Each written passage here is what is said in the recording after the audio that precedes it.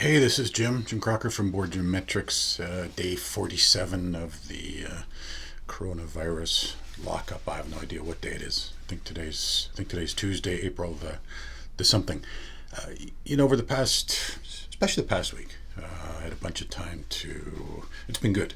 Time to listen to podcasts, read a bunch of content, get back into probably some things I should be doing all the time to understand more about what I do and the space I'm in, which is corporate governance and how others are thinking about it. And it led me to wanting to record this video, and hopefully it's a quick video.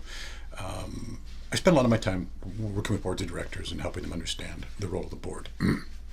What I've discovered, and my approach, maybe I should step back, and my approach to that for the past bunch of years has been to try to simplify corporate governance so that it's readily understandable to everybody. It's sort of an observation, and this literally started when I was the CEO of a public company, that without a clear understanding of the role of a board of directors and keeping it simple, boards actually then don't do a very good job at it. So the way to get around that is to keep it simple and clear. And what I realized and what I discovered in going back and having the opportunity over the past couple of days to listen to these podcasts and read content is got frustrated again with the lack of clarity. It's not that any of the stuff I'm seeing is wrong. It's that I think at least from my perspective, it makes it too difficult for your average director, for your average board, which is a group of sort of normal people just trying to do their best. It's too complicated for them to understand. And here's what I mean by that. When I listen to people describe the role of the board, it's sort of this oversight thing of this vast array of whatever element seems to come to mind that boards should be paying attention to. So, in one podcast it was culture, somewhere else it was finance, somewhere else it was strategy, somewhere else it was something in the operation. It's this endless list of things that the board should be looking at. And I guess what I find is, again, it's not that that's wrong necessarily, but the organization of it makes it, I think, incredibly daunting for any director. And here's my take. I'm not saying it's right, but I do believe it helps simplify things.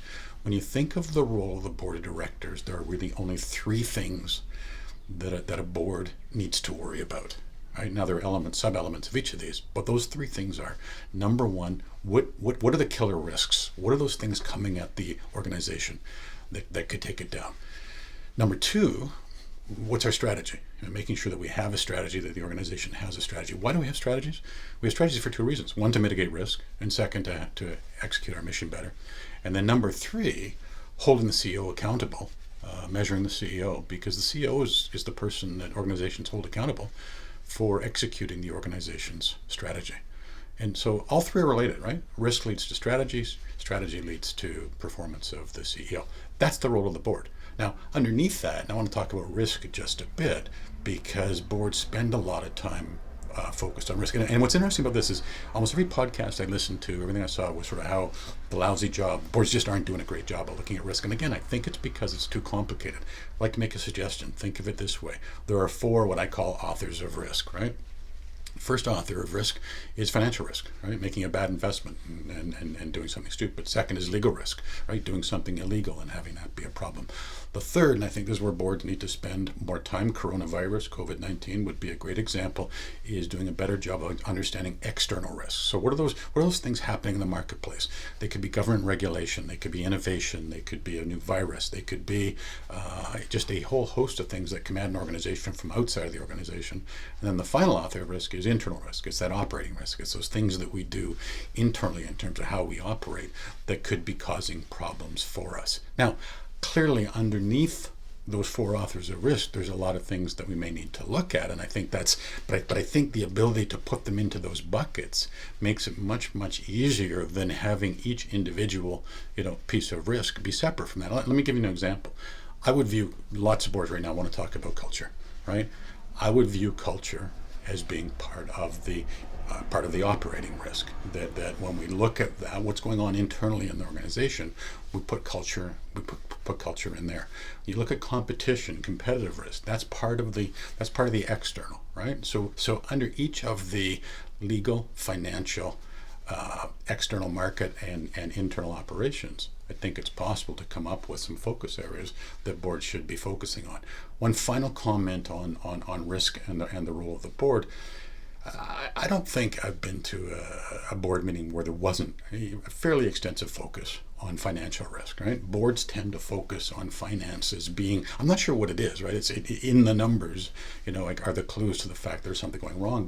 But even just in putting it the way I just did, and I didn't really mean to, it's this notion that really financial risk frequently, by looking at the numbers, that frequently comes after the fact when there's a problem. I mean, there's organizations who are in trouble now, right? Not because they made a financial blunder, but because an external market risk came at them first, the COVID-19, the coronavirus, right? That came at them first, right? And it was in that happening that they're now in financial trouble. But it's not that they, by going and staring at financial risk, they would have seen it coming, right? Having a pandemic plan in place might have been something that would have been way more helpful, right, than doing a finance report every meeting. So I'm not saying don't look at finances, but I'm saying that most boards, I think, do over focus on finances at the detriment of other elements, other things that they should be looking at. So I don't want to keep this too long. Those are my thoughts. I do think that boards can keep the rules much simpler if they focus on risk, strategy, and performance management of the CEO. If you do those things right, if any organization gets those three things right, they will be successful. Thanks for watching.